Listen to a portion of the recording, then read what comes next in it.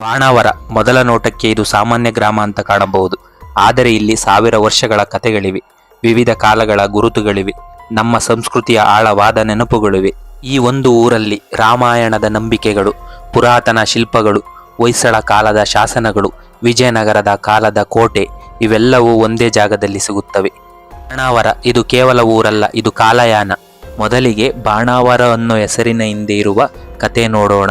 ಸ್ಥಳೀಯರ ನಂಬಿಕೆ ಪ್ರಕಾರ ರಾಮಾಯಣ ಕಾಲದಲ್ಲಿ ರಾಮ ಲಕ್ಷ್ಮಣರು ಇಲ್ಲಿ ಬಂದಿದ್ದರಂತೆ. ಲಕ್ಷ್ಮಣ ಬಾಣದ ಹೊರೆಯನ್ನು ಒತ್ತಿದ್ದರಂತೆ. ಅವರಿಗೆ ದಣಿವಾಗಿ ಇಲ್ಲಿ ಬಾಣದ ಹೊರೆಯನ್ನು ಇಳಿಸಿದರಂತೆ. ಅಂದರೆ ಬಾಣಗಳನ್ನು ಒತ್ತು ಇಳಿಸಿದ ಜಾಗ. ಆದ್ದರಿಂದಲೇ ಬಾಣಾವರ ಅನ್ನೋ ಹೆಸರು ಬಂದಿರಬಹುದು. ಈ ಕತೆಗೆ ಇನ್ನೊಂದು ಸಂಬಂಧ ಇದೆ. ಬಾಣಾವರದಲ್ಲಿರುವ ಬಾಣೇಶ್ವರ ದೇವಾಲಯ. ಸ್ಥಳೀಯರ ನಂಬಿಕೆ ಪ್ರಕಾರ ಶ್ರೀರಾಮ ಪ್ರಭು ಸ್ವತಃ ಶಿವಲಿಂಗವನ್ನು ಇಲ್ಲಿ ಪೂಜೆ ಮಾಡಿದ್ದರಂತೆ. ಇದಕ್ಕೆ ಸಾಕ್ಷಿಯಾಗಿ ಶ್ರೀರಾಮ ಪ್ರಭು ನಡೆದು ಬಂದ ಮ್ಯಾಪ್ ಇಲ್ಲಿದೆ. ಅವರು ಓಡಾಡಿದ ಜಾಗದ ಪಟ್ಟಿಯಲ್ಲಿ ಈ ಬಾಣಾವರ ಕೂಡ ಇದೆ. ಇದನ್ನು ಸ್ವತಃ ಅಯೋಧ್ಯೆಯ ಶ್ರೀರಾಮ ಟ್ರಸ್ಟ್ನವರು ಇಲ್ಲಿ ಬಂದು ಹಾಕಿರುವುದು. ಹಳೆಯ ಕಾಲದ ದೇವಸ್ಥಾನ ಶಿಥಿಲಗೊಂಡಿದ್ದರಿಂದ ಇಲ್ಲಿ ಹೊಸದಾಗಿ ದೇವಸ್ಥಾನ ನಿರ್ಮಾಣಗೊಂಡಿದೆ. ಈ ದೇವಾಲಯದ ಮುಂದೆ ಒಂದು ಹೊಯ್ಸಳ ಕಾಲದ ಶಾಸನ ಕಂಡುಬರುತ್ತದೆ. ಸ್ವಸ್ತಶ್ರೀಯಿಂದ ಆರಂಭವಾಗುವ ಈ ಶಾಸನವೊಂದು ಅಂದಾಜು 1100ರಲ್ಲಿ ಕೆತ್ತಿಸಿರುವುದು. ಈ ಶಾಸನದಲ್ಲಿ ಹೊಯ್ಸಳ ವಂಶದ ವಿವರಣೆ, ಅದರಲ್ಲಿನ ಪ್ರಮುಖ ರಾಜರುಗಳನ್ನು ಹೇಳುತ್ತಾ, ಕಮ್ಮಟದ ಚೆಟ್ಟಿಸೆಟ್ಟಿ ಎಂಬ ವ್ಯಾಪಾರಿ ಧಾರ್ಮಿಕ, ದಾನಶೀಲ ಮತ್ತು ಸತ್ಯವಂತ, ಜನಪ್ರಿಯನಂತೆ. ಅವನು ದೇವಾಲಯ ಕಟ್ಟಿಸಿದ, ಕೆರೆ ನಿರ್ಮಿಸಿದ, ಪೂಜೆಗಾಗಿ ದಾನ ಕೊಟ್ಟ ಮತ್ತು ಮುಖ್ಯವಾಗಿ ಚಿಟ್ಟೇಶ್ವರ ದೇವಾಲಯ ನಿರ್ಮಾಣ ಮಾಡಿದ ಮತ್ತು ಪೂಜಾರಿಗಳಿಗೆ ಅನ್ನದಾನ, ದ್ವೀಪ ಉತ್ಸವಗಳಿಗೆ ಹಣ ಕೊಟ್ಟ. ಹಾಗಾದರೆ ಇದು ಬಾಣೇಶ್ವರ ದೇವಾಲಯದಲ್ಲಿ ಏಕೆ ಇದೆ ಎಂದು ನಾವು ಈ ಚಿಟ್ಟೇಶ್ವರ ದೇವಾಲಯ ಹುಡುಕುತ್ತಾ ಹೊರಟಿವಿ. ಈಗ ನೀವು ನೋಡುತ್ತಿರುವುದು ಚೆಟ್ಟಿಶೆಟ್ಟಿ ಕಟ್ಟಿಸಿದ ಚೆಟ್ಟೇಶ್ವರ ದೇವಾಲಯ ಮತ್ತು ಅದರ ಕಲ್ಯಾಣಿ. 1000 ವರ್ಷ ಆದರೂ ಇಂದಿಗೂ ಆ ದೇವಾಲಯ ಇದೆ. ಈಗ ನೀವು ನೋಡುತ್ತಿರುವುದು 1100ರಲ್ಲಿ ಚೆಟ್ಟಿಶೆಟ್ಟಿ ಕೆತ್ತಿಸಿದ ಚೆಟ್ಟೇಶ್ವರ ಶಿವಲಿಂಗ. ಮುಂದೆ ನಾವು ಹೋಗಿದ್ದು ಬಾಣಾವರದಲ್ಲಿರುವ ಹೊಯ್ಸಳರ ಕಾಲದ ಚನ್ನಕೇಶವ ದೇವಾಲಯಕ್ಕೆ. ಇದೇ ದ್ವಾರದಲ್ಲಿ ಒಳಹೊಕ್ಕು ಎಡಕ್ಕೆ ತಿರುಗಿದರೆ ನಮಗೆ ಒಂದು ಹಳೆಯ ಕಾಲದ ಶಾಸನ ಸಿಗುತ್ತದೆ. ಇದರ ಮಾಹಿತಿಯನ್ನು ನಾನು ತುಂಬಾ ಹುಡುಕಿದೆ, ಆದರೆ ನನಗೆ ಎಲ್ಲೂ ಸಿಗಲಿಲ್ಲ. ಅಂದ್ರೆ ಆಂಜನೇಯನ ಒಕ್ಕಣಲ್ಲಿ ಏನ್ ಗೊತ್ತದು, ರಾಮ ಲಕ್ಷ್ಮಣ ಇಬ್ರೇ ಇರೋದು. ಹಾ ಇಬ್ರೇ, ಸೀತಾ ರಾಮ. ಹಾ ಲಕ್ಷ್ಮಿ ಇದು, ವೆಂಕಟೇಶ್ವರ ಲಕ್ಷ್ಮಿ. ಹಾ ರಾಮವರಲ್ಲಿ ರಾಮಪುರಲ್ಲಿ ವೆಂಕಟೇಶ್ವರ ಲಕ್ಷ್ಮಿ, ಪಕ್ಕದಲ್ಲಿ ಆಂಜನೇಯ. ಇವ್ರು ವೆಂಕಟೇಶ್ವರ ರಾಮ ಒಂದ್ ಕಾಲದಲ್ಲಿ ತಾನೇ ಆಂಜನೇಯ ಬರೋದು. ಆದ್ರೆ ಸೀತಾ ಇದು ಆಕ್ಚುಲಿ ಇದು ಎಣ್ಣೆ ಬಳಕಿರೋದು. ಶಾಸನದಲ್ಲಿ ಒಂದಕ್ಷರವೂ ಕಾಣದಂತೆ ಎಲ್ಲವೂ ಅಳಿಸಿ ಹೋಗಿದೆ. ಈ ದೇವಸ್ಥಾನದ ವಾಸ್ತುಶಿಲ್ಪವನ್ನು ಗಮನಿಸಿದರೆ ಈ ದೇವಾಲಯವು ವಿಜಯನಗರ ಕಾಲದಲ್ಲಿ ಅಥವಾ ಪಾಳೆಗಾರರ ಕಾಲದಲ್ಲಿ ನಿರ್ಮಾಣವಾಗಿದೆ ಅಂತ ಅನಿಸುತ್ತದೆ. ಏಕೆಂದರೆ ಹೊಯ್ಸಳರ ಕಾಲದಲ್ಲಿ ಹೊಯ್ಸಳರು ನಿರ್ಮಿಸಿದ ಆಲ್ಮೋಸ್ಟ್ ದೇವಾಲಯಗಳು ಸೋಪ್ ಸ್ಟೋನ್ ಕಲ್ಲಿನಿಂದ ಕಟ್ಟಿದ ದೇವಾಲಯಗಳು. ಆದರೆ ಇಲ್ಲಿ ಗಟ್ಟಿಯಾದ ಕಲ್ಲನ್ನು ಬಳಸಿ ದೇವಾಲಯ ಕಟ್ಟಲಾಗಿದೆ. ದೇವಾಲಯದ ಒಳಹೊಕ್ಕುವಾಗ ಇಲ್ಲಿ ಸುಂದರವಾದ ದ್ವಾರಪಾಲಕರಾದ ಜಯವಿಜಯರನ್ನು ಕಾಣಬಹುದು. ದ್ವಾರಪಾಲಕರ ಬಳಿ ಒಂದು ಹೂವನ್ನು ಹಿಡಿದು ನರ್ತಿಸುತ್ತಿರುವ ಸ್ತ್ರೀಯ ಕೆತ್ತನೆ ಇದೆ. ಈ ಸುಂದರವಾಗಿ ಅಲಂಕರಿಸಲ್ಪಟ್ಟಿರುವ ದೇವರ ಮೂರ್ತಿಯನ್ನು ನೋಡಿ. ಇದು ಶ್ರೀ ಮಹಾವಿಷ್ಣುವಿನ ಒಂದು ಅದ್ಭುತ ಸ್ವರೂಪ, ಶ್ರೀ ಚನ್ನಕೇಶವ ಸ್ವಾಮಿ. ಕಪ್ಪು ಕಲ್ಲಿನಲ್ಲಿ ನಿರ್ಮಿಸಲ್ಪಟ್ಟಿರುವ ಈ ಮೂರ್ತಿ ದಕ್ಷಿಣ ಭಾರತದ ದೇವಾಲಯದ ಶೈಲಿಯ ಮಹತ್ವವನ್ನು ತೋರಿಸುತ್ತದೆ. ಮುಖದ ಮೇಲೆ ಕಾಣುವ ನಾಮ ವಿಷ್ಣು ಸ್ವರೂಪದ ಗುರುತು ಭಕ್ತರಿಗೆ ದೈವಿಕ ಶಕ್ತಿಯನ್ನು ನೆನಪಿಸುತ್ತದೆ. ಹೂಮಾಲೆಗಳು, ತುಳಸಿ ಮಾಲೆ ಮತ್ತು ಬಣ್ಣ ಬಣ್ಣದ ಅಲಂಕಾರಗಳು ಇವೆಲ್ಲವೂ ಭಕ್ತಿಯಿಂದ ದೇವರಿಗೆ ಸಮರ್ಪಿಸಲ್ಪಟ್ಟಿವೆ. ಇದನ್ನು ನೋಡಿದಾಗಲೇ ಮನಸ್ಸಿಗೆ ಒಂದು ಶಾಂತಿ, ಒಂದು ಭಕ್ತಿ ಭಾವ ಬರುತ್ತದೆ.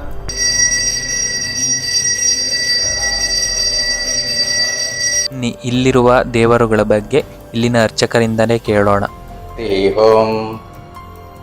ಇದು ಆಂಜನೇಯ ಸ್ವಾಮಿ. ಇದು ನಿಮ್ಮದಲ್ಲಿ ವಿಶೇಷವಾಗಿ ಏನಿದೆ ಅಂತಂದ್ರೆ, ಈ ಇದು ಪುಟ್ಟಾಂಜನೇಯ ಅಂದ್ರೆ ಮೇಲ್ಗಡೆ ನಿಮಗೆ ರಾಮ, ಸೀತೆ, ಲಕ್ಷ್ಮಣ ಇದ್ದಾರೆ. ಇಲ್ಲಿ ಬೀದರ್ ನಡುವೆ ಇದು ಲಕ್ಷ್ಮಣ, ರಾಮ, ಇದು ಸೀತೆ, ಪುಟ್ಟಾಂಜನೇಯ. ಇದು ಇವ್ರು ವ್ಯಾಸರಾಯರು ಪ್ರತಿಷ್ಠಾಪನೆ ಮಾಡಿರ್ತಾರಲ್ವಾ, ಅದರಲ್ಲಿ 735 ಇದು ಒಂದು. ಇದು ಎಲ್ಲಿದೆ ಅಂತ ಗೊತ್ತಿಲ್ಲ. ತುಂಬಾ ದಿನದಿಂದ ಬಂದು ಇಲ್ಲಿದೆ. ಅಂದ್ರೆ 100-200 ವರ್ಷದಿಂದ ಈ ಪ್ರದೇಶಗಳು ಮಾಡ್ಕೊಂಡಿದ್ದಾರೆ. ಸಿಕ್ಕಿರೋದು ಇಲ್ಲಿ. ಎಲ್ಲಿ ಸಿಕ್ಕಿತ್ತು? ಇಲ್ಲಿ ಕೆರೆಯಲ್ಲಿ ಸಿಕ್ಕಿತ್ತಂತೆ. ಹಂಗಾಗಿ ಇದು ಯಾವಾಗ ಇದು ಎಲ್ಲಿ ಅಂತ ಗೊತ್ತಿಲ್ಲ. ಒಟ್ಟು ಇಲ್ಲಿಂದ ಬಂದ್ರೆ ಅಲ್ಲಿ 100-200 ವರ್ಷ ಆಗಿದೆ. ವ್ಯಾಸರಾಯರು ಪ್ರತಿಷ್ಠಾಪನೆ ಮಾಡಿದ್ದಾರೆ ಅನ್ನೋದಕ್ಕೆ ಕಾರಣ ಏನಂತಂದ್ರೆ ನಮ್ಗೆ ಯಾವ ತರ ಗೊತ್ತಾಗುತ್ತಂದ್ರೆ, ವ್ಯಾಸರಾಯರು ಪ್ರತಿಷ್ಠಾಪನೆ ಮಾಡಿರೋ ಪ್ರತಿಯೊಂದು ಆಂಜನೇಯಕ್ಕೂ ಬಾಲದಲ್ಲಿ ಗಂಟೆ ಇರುತ್ತೆ.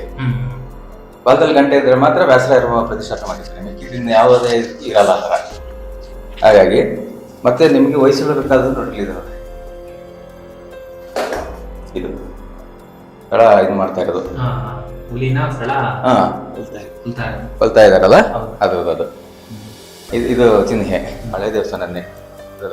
ಸ್ವಾಮಿ ಮತ್ತೆ ಇಲ್ಲಿ ಲಕ್ಷ್ಮೀ ಅಮ್ಮನವ್ರು ಇದ್ದಾರೆ. ಸ್ವಾಮಿ ಅವರ ಧರ್ಮಪತ್ನಿಯವರ ಶಾಕುಂತಲೆ ಅಂತ ಇದು ಮಾಡ್ತಾರಲ್ರ, ನಮಗೆ ಆ ಕಡೆ ಎಲ್ಲ ಲಕ್ಷ್ಮೀ ದೇವರು ಅಂತ ಕರೀತಾರೆ. ಇದು ಅಮ್ಮನವರು.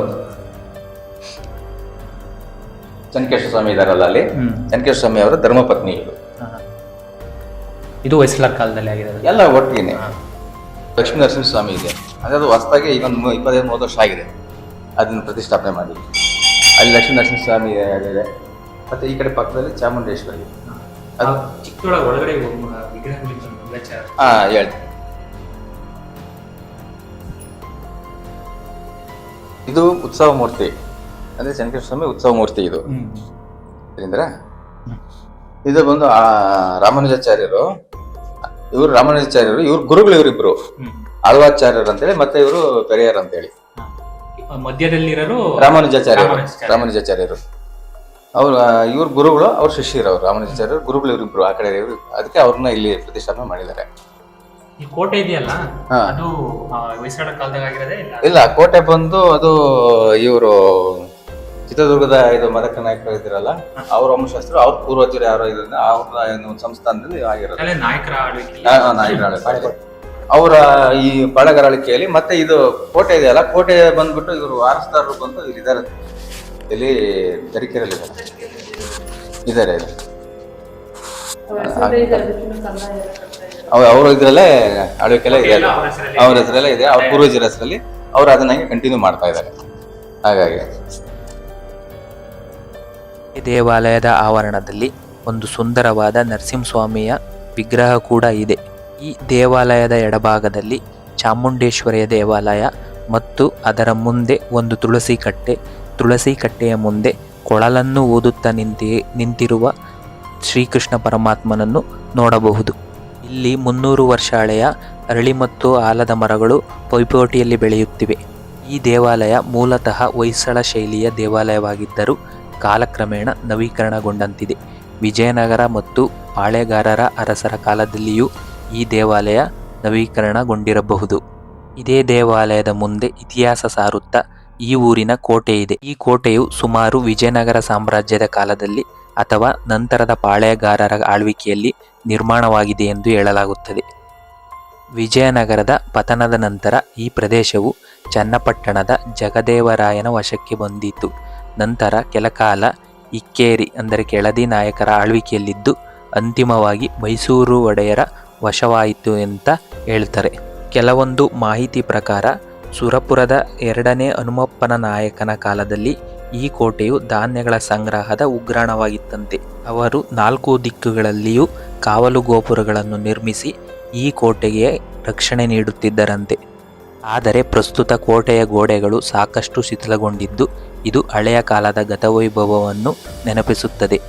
ಅಂದಿನ ಕಾಲದಲ್ಲಿ ವ್ಯಾಪಾರ ಮಾರ್ಗಗಳನ್ನು ಮತ್ತು ಗ್ರಾಮದ ಜನರನ್ನು ಶತ್ರುಗಳ ದಾಳಿಯಿಂದ ರಕ್ಷಿಸಲು ಈ ಕೋಟೆಯನ್ನು ನಿರ್ಮಿಸಲಾಗಿತ್ತು.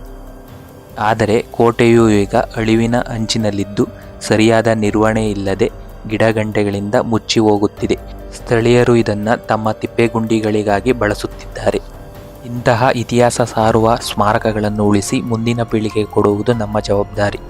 ಈ ಕೋಟೆಯ ಬಳಿ ಕಟ್ಟೆಮನಿ ಬನಶಂಕರಿ ದೇವಾಲಯ ಇದೆ. ಈ ದೇವಾಲಯವು ಕೂಡ ಶತಮಾನಗಳಷ್ಟು ಇತಿಹಾಸ ಇದೆ ಅಂತ ಹೇಳುತ್ತಿದೆ. ಮುಂದೆ ನಾವು ಹೋಗಿದ್ದು ಕೋಟೆ ಆಂಜನೇಯನ ದೇವಾಲಯಕ್ಕೆ.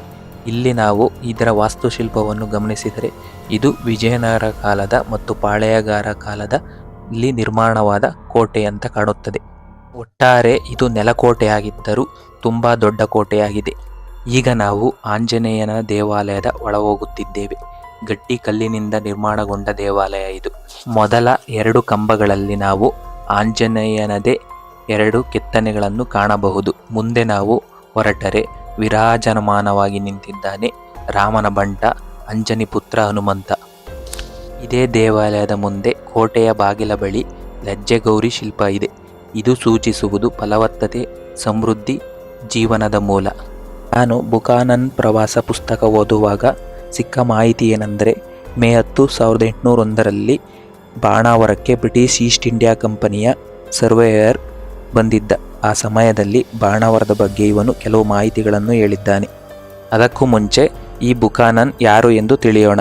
1799ರಲ್ಲಿ 4ನೇ ಮೈಸೂರು ಯುದ್ಧದಲ್ಲಿ ಟಿಪ್ಪು ಸುಲ್ತಾನ್ ಮರಣ ಹೊಂದಿದ ನಂತರ ಬ್ರಿಟಿಷರು ಮೈಸೂರು ಪ್ರಾಂತ್ಯದ ದೊಡ್ಡ ಭಾಗವನ್ನು ವಶಪಡಿಸಿಕೊಳ್ಳುತ್ತಾರೆ. ಅಂದಿನ ಗವರ್ನರ್ ಜನರಲ್ ಆಗಿದ್ದ ಲಾರ್ಡ್ ವೆಲ್ಲೆಸ್ಲಿ ಅವರಿಗೆ ತಾವು ಹೊಸದಾಗಿ ಗೆದ್ದುಕೊಂಡ ಭೂಮಿ ಹೇಗಿದೆ, ಅಲ್ಲಿನ ಸಂಪನ್ಮೂಲಗಳು ಹೇಗಿವೆ ಎಂಬುದು ತಿಳಿದಿರಲಿಲ್ಲ. ಹಾಗಾಗಿ ಈ ಹೊಸ ಸಾಮ್ರಾಜ್ಯದ ಸಂಪೂರ್ಣ ವಿವರಗಳನ್ನು ಕಲೆ ಹಾಕಲು ಈ ಫ್ರಾನ್ಸಿಸ್ ಬುಕಾನನನ್ನು ನೇಮಕ ಮಾಡ್ತಾರೆ.